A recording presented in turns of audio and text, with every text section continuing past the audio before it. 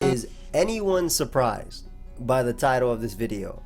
I swear, like, Genesect knocking it down. Probably Landorus should have been the first. I mean, they are the first three, but they probably should have been all together. But yeah, guys, what's up? You got Pokeaim here, and today we're gonna be talking about. Well, tonight it's like 2 a.m. when I'm recording this, but Landorus Incarnate just got banned. Landorus-I just got banned. That's the Sheer Force one, if you guys did not know. The OU Council has voted to ban Landorus Incarnate from OU effective immediately. Now, I'm actually a little bit surprised that Curum didn't get banned, at least a quick ban along with it, because I think that when it comes to these particular Pokemon, it's kind of hard to argue against it. I also think Zygarde is in particular like broken, but I wouldn't mind a suspect test for Zygarde. But anyway, let's read what they have to say, and of course, guys, as always, let me know your thoughts down below. I'm just going to go through all this, and I'll be giving my thoughts as I do it. With the combination of Sheer Force, 115 base special attack, and a versatile move pool, Landorus is a potent, immediate offensive threat that can muscle past even the sturdiest special walls, while only a couple of moves find themselves on most Landorus sets, and has a wide array of filler moves to choose from, letting Landorus handpick its own counters. In fact, true counterplay is rare because Landorus can 2-hit KO most of its responses if it selects the correct move on switching.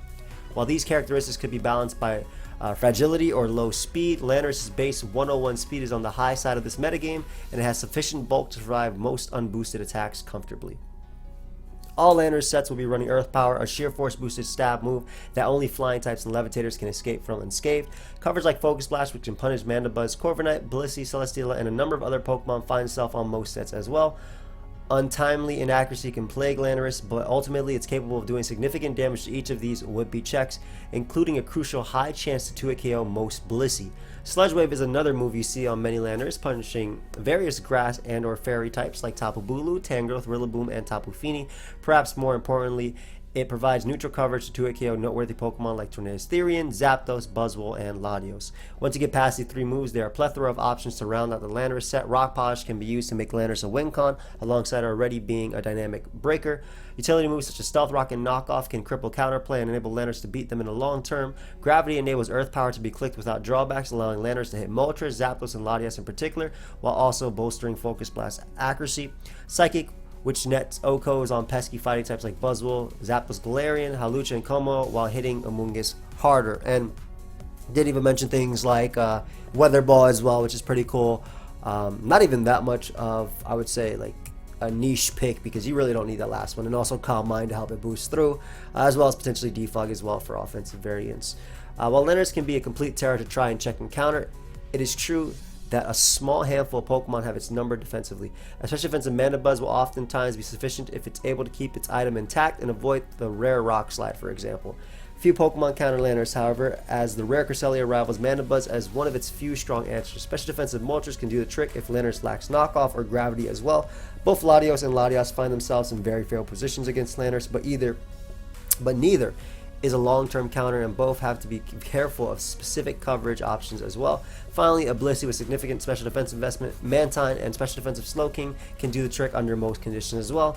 And they say under most conditions because in Slowking's case, if it gets crit by 1 Earth Power upon switching, it gets 2-hit KO'd. But you just barely miss on 2-hit KO. You do like 48% to special defensive Slowking. Outside the Lottie Twins, no faster or overly offensive threats are capable of keeping Landorus in check single-handedly. And by that they mean like a Pokemon that can switch in and take a hit. For example, like Pheromosa, it's faster and obviously has Ice Beam, but it's not going to want to take a Sludge Wave or Psychic upon switching. Earth Power does like 80% as well, or something crazy like that.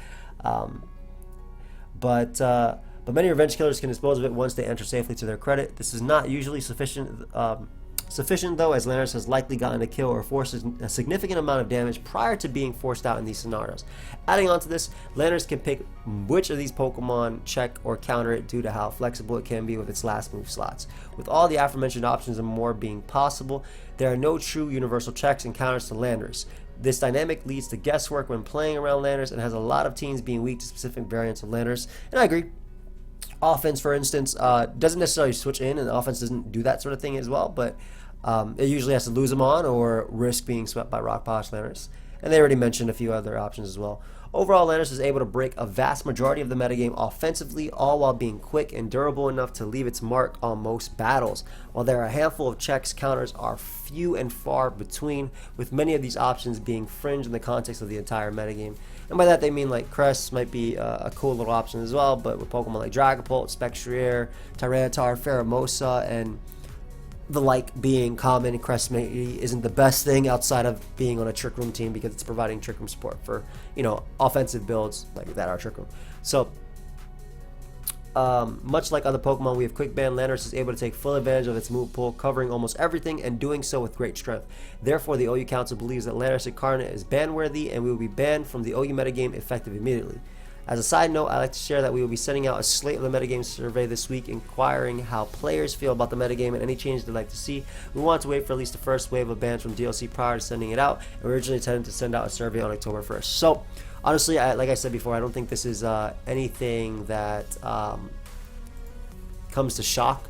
I remember on the Genesect video and Naganadel ban video that I uploaded, what is it, last week or whatever, people also said, well, why not Landorus as well on that list? And I did agree. I think that Landorus is insane. I do think that Heavy Duty Boots has helped defensive counterplay when it comes to it. Obviously, like Mandibuzz and things like that. Like if Mandibuzz didn't have Boots, Rocks being up, it gets 2-hit KO'd by Focus Blast, obviously. Of course, Focus Blast can miss as well. But let me know your guys' thoughts on Landorus. Like I said, it's late at night, so I'm not trying to be too loud. But I do think this is a plus for balance. And not that, and I think that balance right now has a chance to be like, okay, how do I say this, like, in a way, like, I think that balance was very boring when it came to Olive Armor. I think that's, like, let me just be open with it, like, yeah, honest. I think everybody agrees, right? Like, with Teleport, Clef, Corviknight type of thing. But Landorus was, like, the insane balance breaker. Not to say that you can't do balance right now, because you definitely can.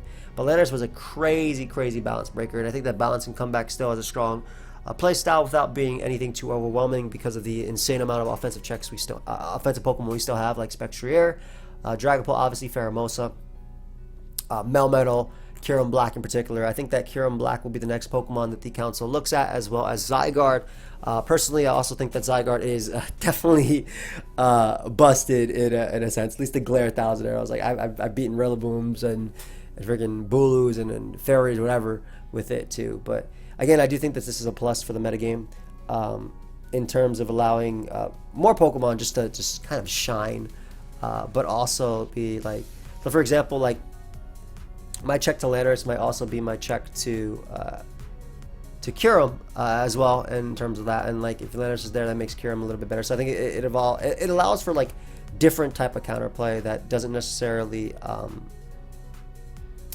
make the metagame worse. Like I also think like we might even see things like Zeraora start to rise up again. I think Hippowdon will start to rise up again too. Hippo found on the UU, which I don't think it belongs there. I think Hippo's fantastic. I know ABR has been laddering with it as well. But it was one of those mons that it was just 2-hit KO by Landorus, so like in terms of ground size, it kind of fell off in usage. I also think Landorus-I, while a lot of them were running Scarf for like Explosion and stuff, might kind of stray away from that for a bit. I still think Knockoff is like the best move you can use on that slot as well. But yeah, opens up balance. Offense doesn't have to fear being swept by Rock Posh as well, and I think it just makes a lot of mons like. Even like Bisharp, right? Let's just take Bisharp for example. Bisharp did not knock this thing out with a neutral sucker punch, and I know Bisharp's been a UU mon for a little bit now, but I think that mon has potential to come back as well. And also like Fairies, like Booloo, though I think Booloo is obviously way worse than Rillaboom, just because it didn't give a Grassy Glide. But I think it opens up that sort of play style. So let me know your guys' thoughts. I'll see you guys tomorrow with a bunch of videos that are not at 3 a.m. So yeah, later guys.